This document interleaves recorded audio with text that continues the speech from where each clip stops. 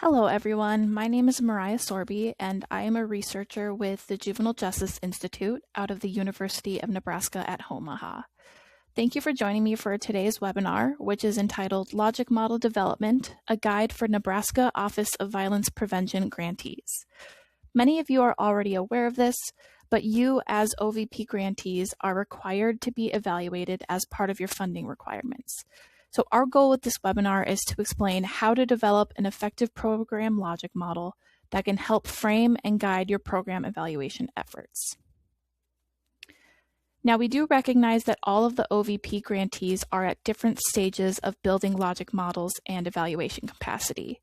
And some of you may already have refined program logic models that have been guiding your data collection and evaluation efforts for years.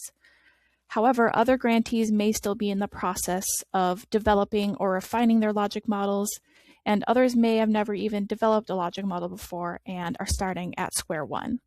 So in the first part of this webinar, we are going to focus on some of the basics of logic models by defining what they are and discussing their main components. We will then walk you step by step through drafting or refining your very own program logic model. And then lastly, we will discuss ways that you can track or measure the components of your logic model. And this is the key piece that is going to help guide you in your program evaluation efforts. Okay, so starting off, let's define what exactly a program logic model is. A logic model is a graphic representation of a program's objectives, the relationship between a program's activities and the intended effects of those activities, and the context in which the program operates. So in essence, a logic model is a visual roadmap of how your program is supposed to work.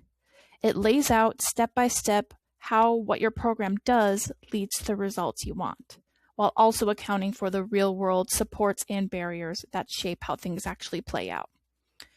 And in order to create an effective logic model, it's important to develop it through collaboration with other program staff and stakeholders. This will make your logic model more comprehensive by integrating all of the different key perspectives from your program, and can also be helpful in identifying other potential areas or ideas of consideration. Lastly, it's important to think of your logic model as a working document. As you all know, programs and the context in which they exist can change over time, so it's important to periodically revisit your logic model to ensure it still accurately represents how your program operates. So now let's talk more about what purpose logic models serve and how they can benefit you and your program. Logic models are a great way to concisely communicate the purpose of your program and describe the actions or steps the program takes to lead to the desired outcomes or impacts. In this way, a logic model can serve as an effective program blueprint or reference point to ensure everyone involved in the program is on the same page, and to also just get folks talking about how the program operates and your intended goals. I think it can be really easy for all of us to get lost in our day-to-day tasks and activities. So this can serve as a really helpful reminder of the bigger picture of your program. Logic models can also help you to identify potential obstacles to your work. As I mentioned previously, the context of your program is a crucial consideration in developing a logic model. So taking the time to think about the potential constraints or barriers you may face will give you the chance to figure out ways you may work around them or address them. Lastly, logic models can help to guide you in program planning, implementation, and evaluation efforts. By outlining the specific pathway of how you expect your program activities to have an impact on youth, you will be able to more easily identify the indicators or variables that will tell you whether your program is operating as planned and having desired effects. In other words, it will help you figure out what you need to measure in order to show that you're doing good work and having an impact. And in a practical sense, having a program logic model can strengthen future funding applications by giving reviewers a clear sense of how your program's activities connect directly to your intended outcomes. Additionally, after using your logic model to identify things you can measure that show you're having an impact, You can then collect useful data on these things and share it in grant applications and even more broadly. And this can be really, really helpful in garnering more support for your program. Okay, now let's talk about what a good logic model looks like. I'll start off by saying that there are many, many, many different templates that programs use to organize their logic models. And there isn't one perfect or right way to create one. It's all really dependent on what makes the most sense to represent your program. However, there are some key elements that a good, effective logic model will include. For example, good logic models are concise and can be displayed on one page. They are easy to understand, including by people outside of your program. They clearly identify your program's activities and expected outcomes, and they accurately reflect the context and real-world considerations of your program. And really great logic models will be visually engaging as well. If you search program logic models online right now, you will be able to see thousands of amazing, eye-catching examples of logic models. But today, our focus is to help you start drafting the actual components and content of your logic model, and then making it look pretty can come later. Okay, so let's get into the basic components of a logic model. As I mentioned on the previous slide, there are several different formats that can be used to develop a logic model. But since this webinar is for violence prevention grantees, we are following the generic logic model structure developed and used by OJJDP. So as you can see in this graphic, there are two overarching sections of a logic model. On the left side, we have the process components, which are the things that you do, and these include the inputs, activities, and outputs. And on the right side, we have the outcomes, which are the changes that happen because of the things that you did. And these consist of short-term outcomes, and depending on what makes the most sense for each program, you may also see some intermediate or long-term outcomes. And then at the bottom of the graphic, we have the assumptions and contextual factors, which you can see have an impact on the entire model above. So let's break down each one of these components further. So starting at the far left, we have the inputs, which are the resources you have or the resources that you are putting into a program. So put another way, these are the things that are needed to implement your program successfully, whether it be financial resources, personnel, physical spaces, or facilities, among other things. One example of an input that applies to everyone watching this webinar is the OVP funding. This would be one of your program inputs. Next, we have activities, which are the events and actions undertaken by the program that will lead to the outcomes you're hoping to have. So activities are what the program actually does, right? And the outputs after that are the direct products of, or what you get from, implementing your program activities. So really, outputs are the things that you can count or track as a result of what you do. For example, if one of your activities is facilitating weekly group sessions for youth in your program, some direct outputs or products of those activities that you count or track may be the number of group sessions held, or the percentage of enrolled youth that attended at least half of the available sessions. Okay, so activities are what you do, outputs are what you can count, and all of this leads to your outcomes, which are the specific changes or impacts you are looking to achieve through implementing your program. The first type of outcome we'd expect to see after implementing the program are short-term outcomes. These are the immediate effects of a program's activities, and a lot of times these are things like changes in knowledge, skills, attitudes, or awareness. Next are the intermediate outcomes, which are those changes you'd expect to see after a bit more time has passed and after achieving those short-term outcomes. And some examples of more intermediate outcomes could be changes in behaviors, norms, or policies. And lastly, long-term outcomes are the ultimate desired results of your program. and these can sometimes and oftentimes take many years to accomplish. One additional key thing to keep in mind here is that your outcomes should be measurable, right? They should be observable and specific enough to be easily tracked or evaluated over time. So a really important thing to always ask yourself when thinking about your program outcomes is, how would I measure this? If you have a clear plan for exactly how you can measure your outcomes, this will ensure that they can be easily transferred into an evaluation plan. Moving back down under the model here, we also have the assumptions and contextual factors. Assumptions are the underlying beliefs about how the program operates and affects change, as well as beliefs about the people and resources involved. In other words, assumptions are what we believe must be true for our program to work. For example, we assume that youth must be willing to attend and engage in program activities regularly in order for them to have an effect, right? And then the contextual factors describe the environment in which the program exists, as well as the factors outside of you or your program's control that may influence the program. In other words, these are the things outside of your program that can either help or hinder your success. For example, something like staff turnover may affect your ability to deliver on the activities that you describe in your logic model.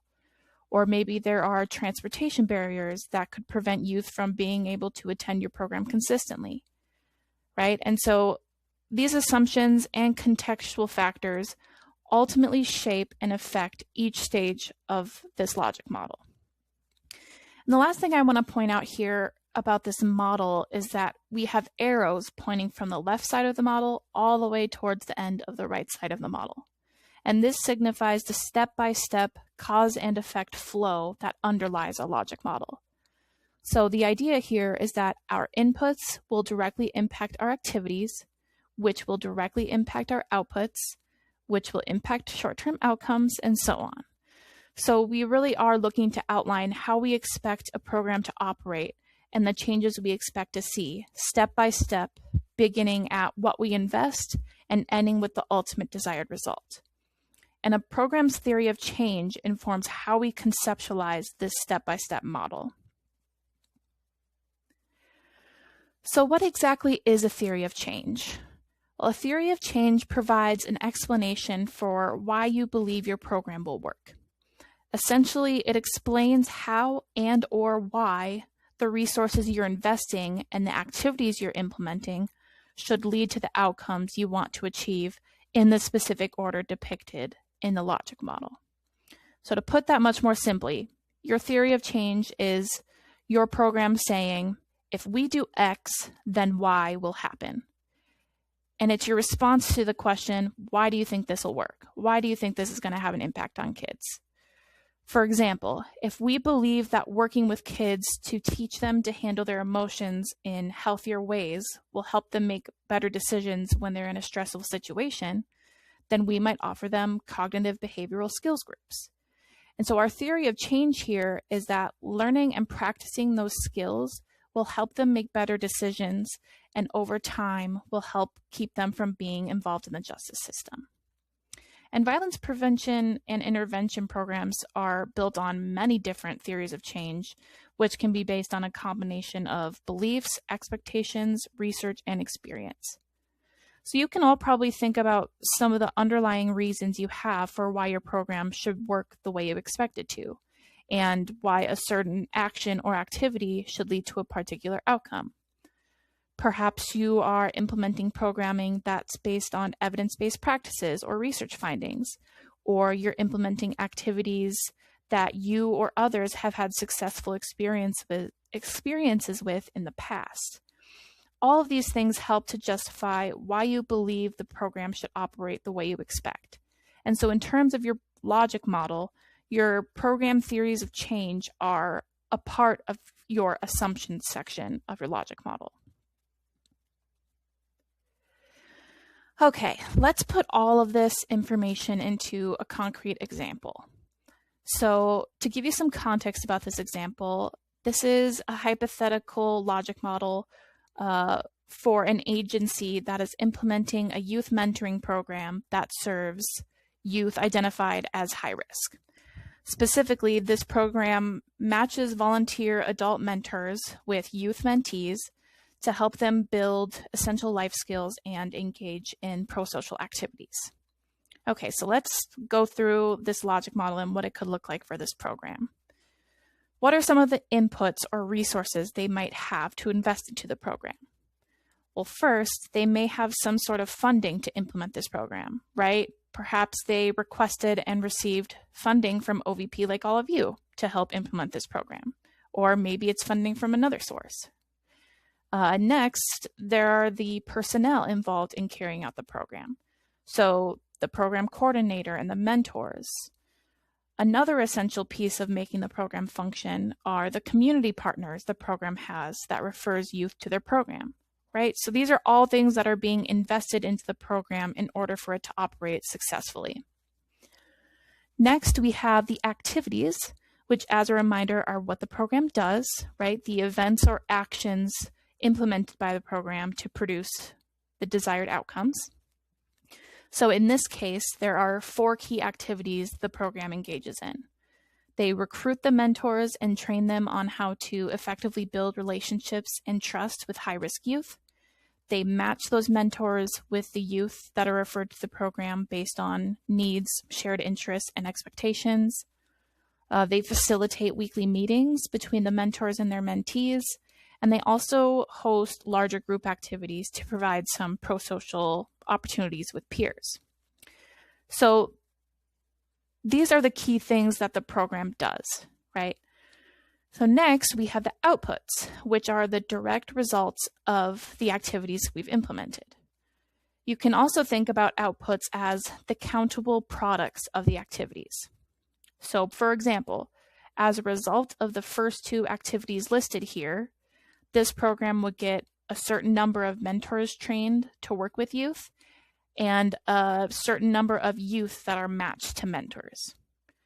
The program would also facilitate a certain number of group meetings between the mentors and mentees and host a certain amount of group activities.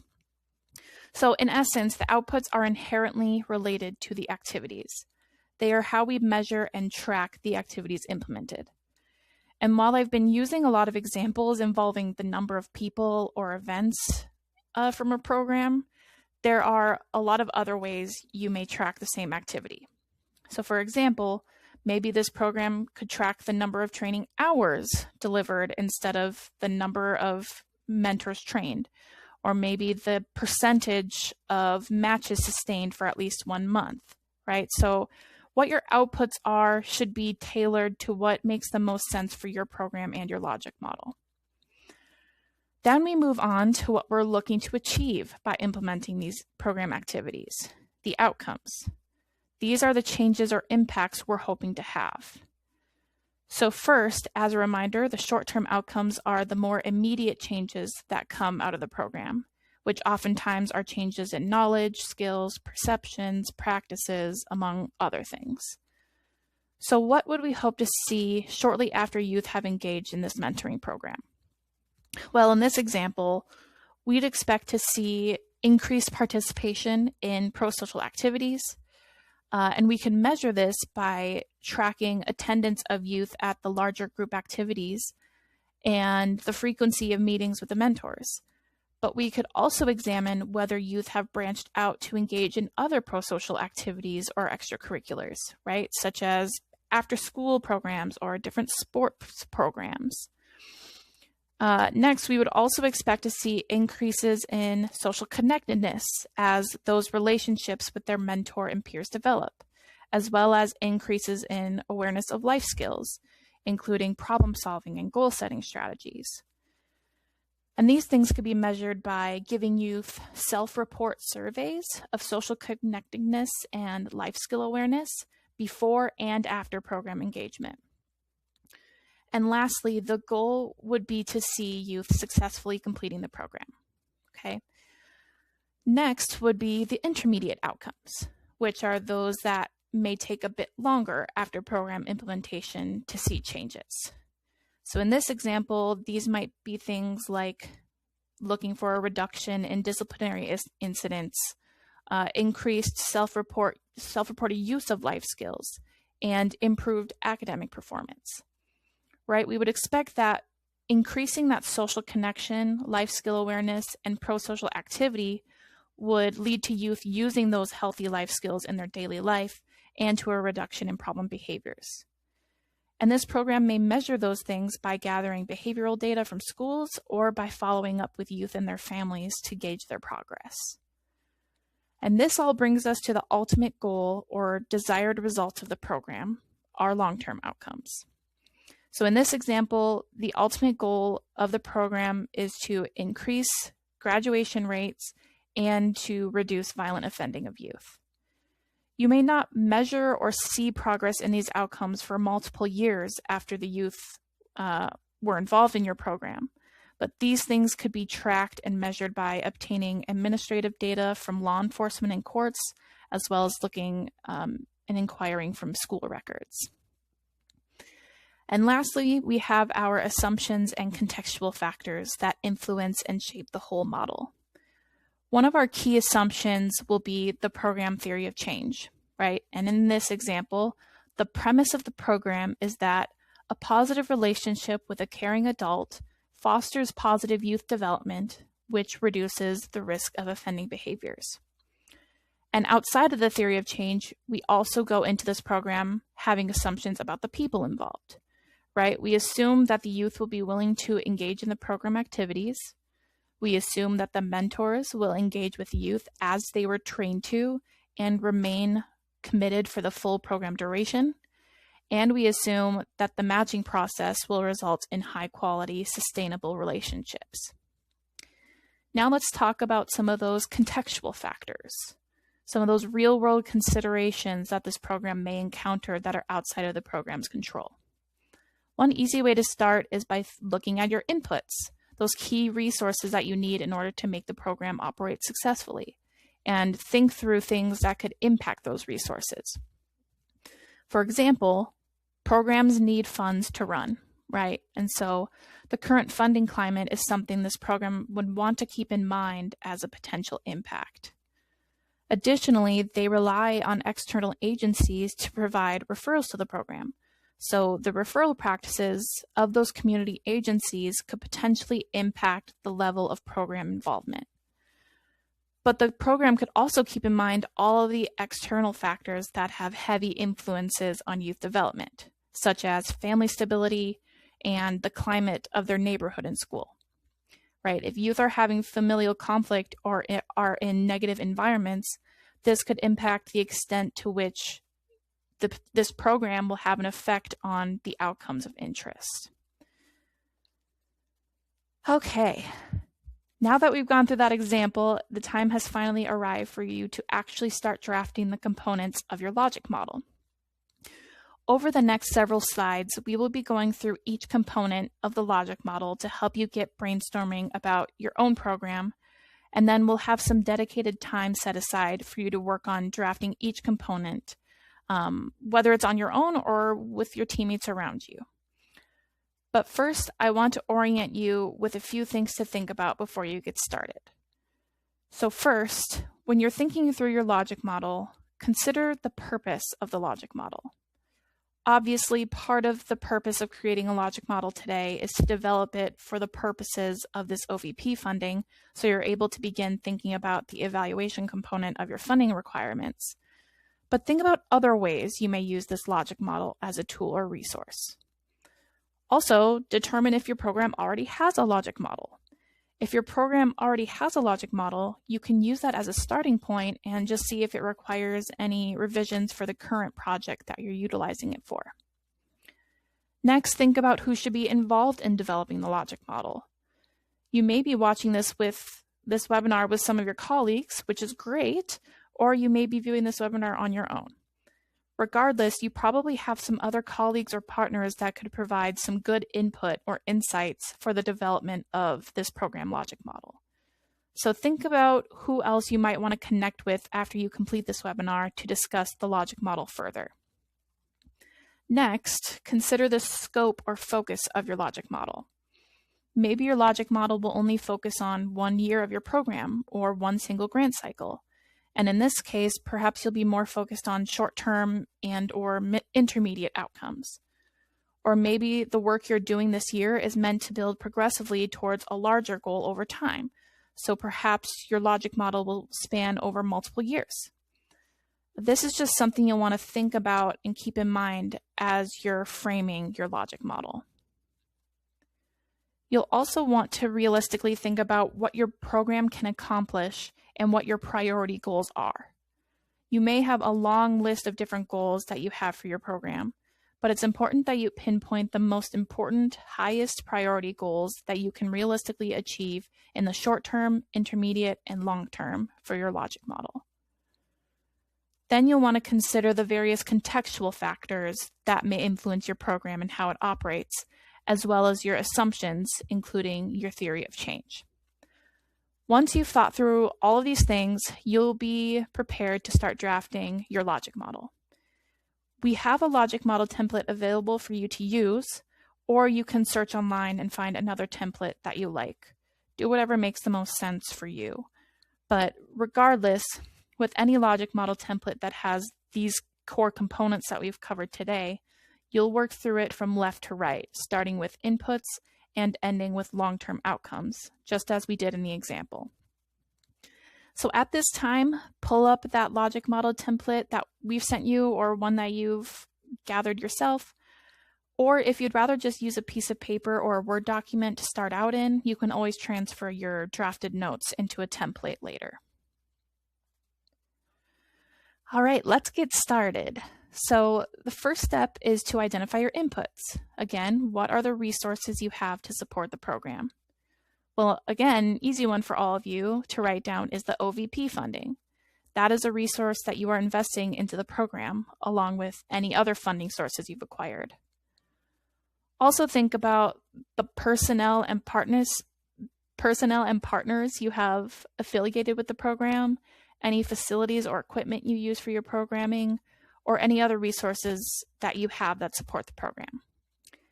If you want to think about it in terms of the step-by-step cause and effect pathway that our logic model follows, you can think of this in terms of the following statement. If we have name your resources here, we can do your program activities, which will result in your outputs. We're not covering the activities or outputs yet, but really think about the first part of that sentence and the resources that make your programming possible. Okay, so now I want you to pause this video and take about 5 minutes to think about and jot down your program's resources and inputs. Once you've finished, please resume the webinar and we'll move on to the next step.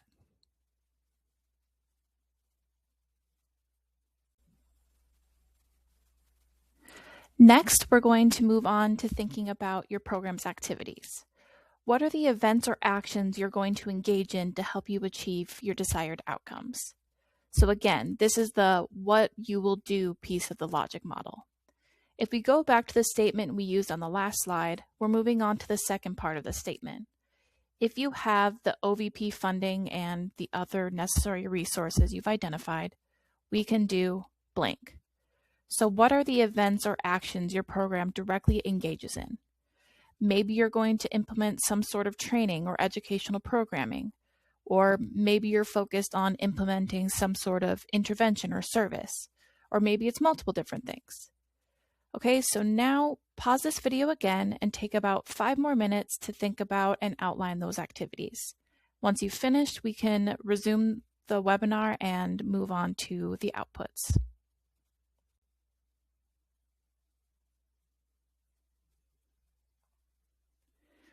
So now let's move on to our next step, which is the outputs.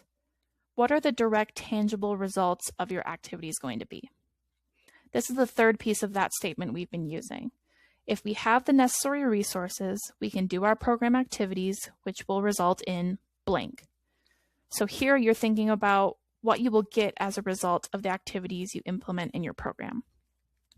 In the example we discussed, we noted that because of the activities of that program, we would get a number of trained mentors, a number of youth enrolled and matched, as well as counts of the number of weekly one-on-one meetings and group activities hosted. So these are the countable products of your activities. But remember, there are many different ways to frame your outputs outside of just the number of people you serve or events that you hold. So really think about the aspects of your activities that you can track that are most relevant to your goals. Now, for the first part of this drafting time, I want you to identify and write down those outputs. But after you've done that, I want you to take a few minutes to start thinking about how you might track or measure those outputs. Maybe it's as simple as keeping a spreadsheet of youth attendance or weekly activity counts, or maybe there are other sources of data you need to obtain to track your outputs. Okay, so now pause this video again and take about 5 to 10 minutes to document some of your potential outputs and how you might keep track or measure them.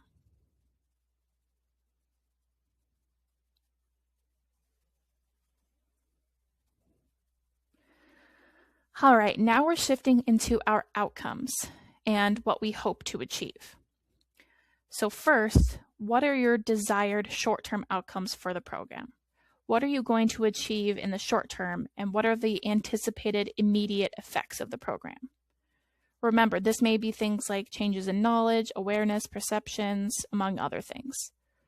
For instance, in the youth mentoring program example, some of the short-term outcomes were changes in perceived social connection and awareness of skills. However, there are some minor behavioral changes we may expect to see in the short term as well, like changes in activity involvement or participation, school attendance, other things. And there are also some programmatic outcomes you may look to achieve in the short term, such as having a certain percentage or number of youth with successful program completion. So these are things that we'd expect to change or achieve relatively shortly after beginning the program.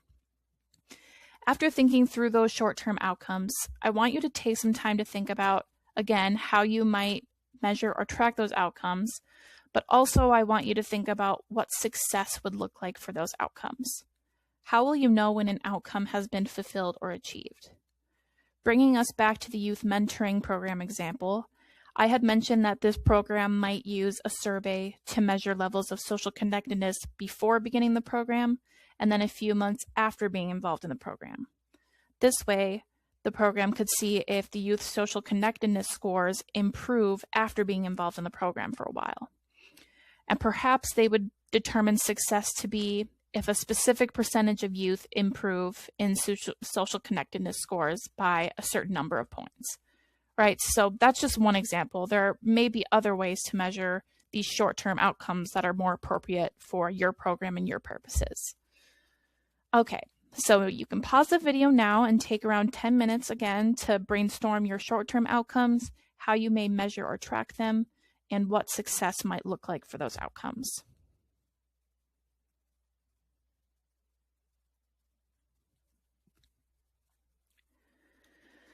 All right, now that we've identified some of the short-term outcomes, we're going to move right along to the intermediate and long-term outcomes.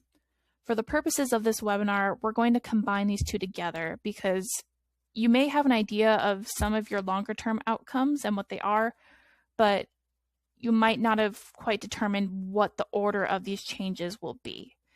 And for some programs, it may be appropriate to just have short-term and long-term outcomes. It's really all about how you're defining the time frame for each type of outcome and in what order you're expecting changes to occur. But for now, let's just think about longer-term changes more broadly, and you can figure out the best way to organize those outcomes later. So what are your desired or anticipated longer-term outcomes or impacts? As a reminder, intermediate outcomes are those changes you'd expect to see after achieving your short-term outcomes, but before reaching your long-term outcomes or your ultimate desired goals. So these may be things like improvements in behaviors and habits or changes in norms. And in the youth mentoring example, we anticipated that due to the short-term changes in social connectedness, skill awareness, and pro-social involvement, we would see youth beginning to use some of those life skills and have less behavioral problems. So those would be the intermediate outcomes for that specific program. And then, of course, you have the ultimate desired goals of your program, which are the long-term outcomes. And for many of you, this may be reducing violent offending in youth, as well as maybe increasing graduation rates or increasing positive employment outcomes, those types of things. So pause the video now again and take about 10 minutes to think about those longer term outcomes, and then also consider how you might measure or track those outcomes and how you'll know that you've met or achieved success on those outcomes.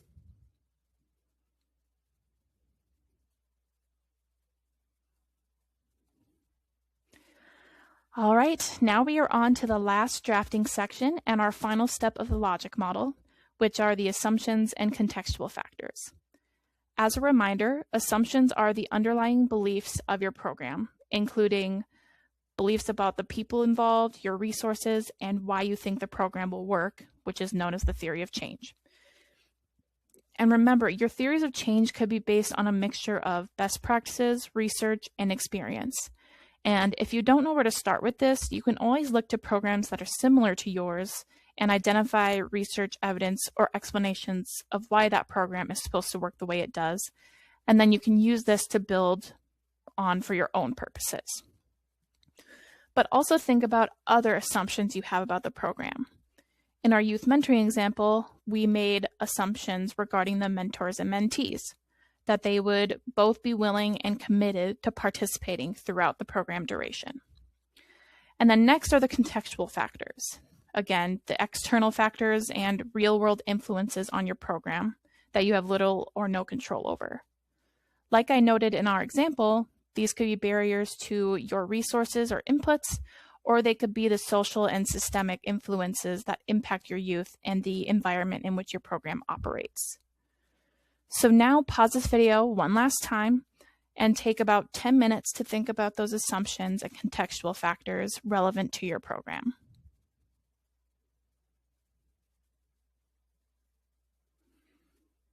Okay, welcome back. That was the last block of drafting time in this webinar. I know that may not have been enough time to get everything down and fleshed out, but I hope you all feel like you have a really solid draft for each of the logic model components that you can now work from. So just wrapping everything up, today you learned about the fundamentals and purpose of logic models, and then you had some time to start drafting your own program logic model and brainstormed about the different ways you could measure and track the achievement of your outputs and outcomes. And in doing this, you have done some of the beginning steps of creating a program evaluation plan, which is really important in satisfying the evaluation component of your funding requirements.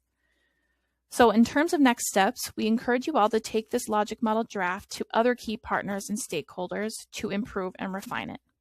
Or if you already had a program logic model before this webinar, bring any revisions you may have made to those partners and stakeholders for feedback. And if you have any questions or need any assistance in refining your logic model, planning out data collection, or about your evaluation plan, please reach out to our team for questions. We want to acknowledge how daunting and new this may be for some folks, so please know that Dr. Russell and I are more than happy to assist you and work with you to ensure you feel prepared and confident to tackle each step of the program evaluation process. And you can feel free to reach out to us at any time using the email addresses included on this slide. Thank you all again for hanging in there with me through this webinar, and our team looks forward to working with you all.